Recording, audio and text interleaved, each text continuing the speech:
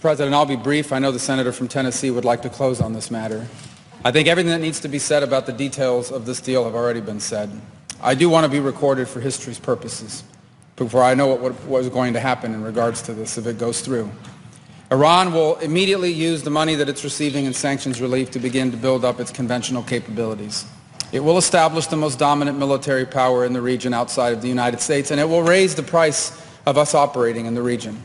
They're going to build anti-access capabilities, rockets capable of destroying our aircraft carriers and ships, continue to build these swift boats that are able to come on us, these fast boats that are able to swarm our naval assets. And they'll make it harder and harder for U.S. troops to be in the region. They'll also work with other terrorist groups in the region to target American servicemen and women. And they may or may not deny that they're involved, but they will target us and raise the price of our presence in the Middle East until they hope to completely pull us out of that region. They'll also continue to build long-range missiles, missiles capable of reaching the United States. Those are not affected by this deal, and they'll continue to build them as they've been doing. And then at some point in the near future, when the time is right, they will build a nuclear weapon. And they will do so because at that point they will know that they have become immune, that we will no longer be able to strike their nuclear program because the price of doing so will be too high. This is not just a work of imagination. It exists in the world today. It's called North Korea, where a lunatic possesses dozens of nuclear weapons and a long-range rocket that can already reach the United States. And we cannot do anything about it.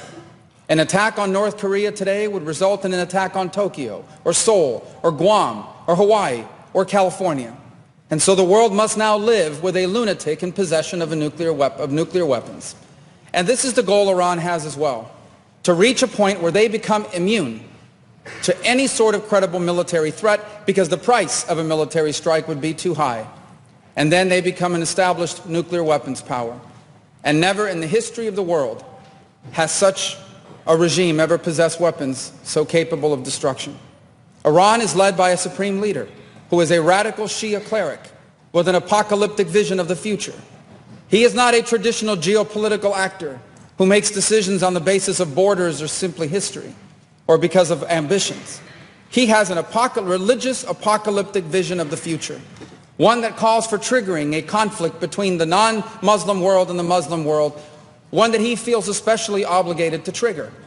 And he's going to possess nuclear weapons. This is the world that we are on the verge of leaving our children to inherit.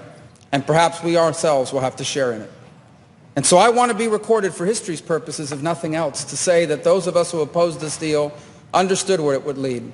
And we are making a terrible mistake. And I fear that a passage of this deal will make it even harder for us to prevent it. And I hope that there is still time to change our minds. But here's the good news. Iran may have a supreme leader, but America does not. In this nation, we have a republic, and soon we will have new leaders, perhaps in this chamber, but also in the executive branch. And I pray that on their first day in office, they will reverse this deal and reimpose the sanctions and back them up with a credible threat of military force, or history will condemn us for not doing what needed to be done at this critical moment in the world's history. I yield the floor. Hey guys, welcome back to the channel. Today, we are going back to the year 2015. Now, why is 2015 important? Because back then, the Obama team and the whole Democrat group were doing everything they could to make this big Iran nuclear deal happen. They told us it would bring peace. They told us it would make the world safer. They acted like anyone who disagreed was some kind of troublemaker who wanted war. But there was one man in the Senate who did more than just disagree. Marco Rubio spoke up on the Senate floor and explained what he thought would happen in the future. And honestly, it feels scary to watch now because he ended up being completely right. While Obama was busy sending money and planes full of cash to Tehran, Rubio was warning people that we were helping pay for our own problems. This was not just a speech, it was proof. It was like Rubio could see the future while everyone else in Washington was ignoring what was right in front of them. Let's talk about the sanctions relief. Rubio warned about it from the very beginning. He said that money would not be used to build schools or hospitals in Iran. He said it would go toward rockets and fast boats made to attack our navy. And what have we seen recently in the Red Sea and the Strait of Hormuz? Exactly what he talked about. We basically paid for the weapons that are now being used to shoot at our sailors. It feels crazy that Democrats believed giving billions of dollars to a government that says death to America would end in a good way. And did you hear the part about the proxy groups? Rubio warned that being in the Middle East would become more dangerous and more costly for us. He said those groups would attack Americans while pretending Iran had nothing to do with it. Jump ahead to today. Look at the Houthis. Look at Hezbollah. Look at the militias in Iraq. It matches exactly what Rubio described. Obama wanted to leave behind a legacy, and he did.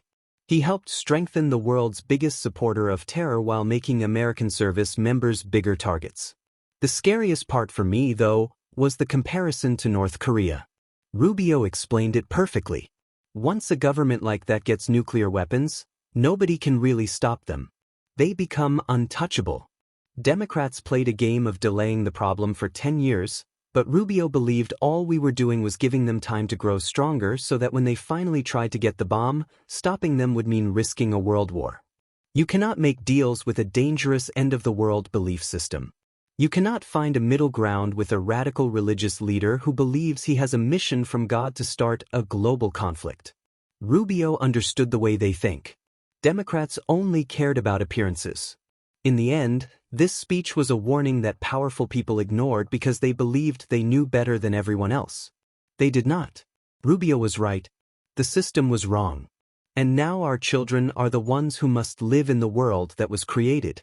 If you are tired of seeing America get hurt by leaders who care more about deals than protection, you should share this. We need to remember who told the truth when it was not popular. Leave a comment below. Do you think the damage can still be fixed, or did the Obama-Biden years change things forever? Press the like button if you stand with the truth. I will see you in the next video.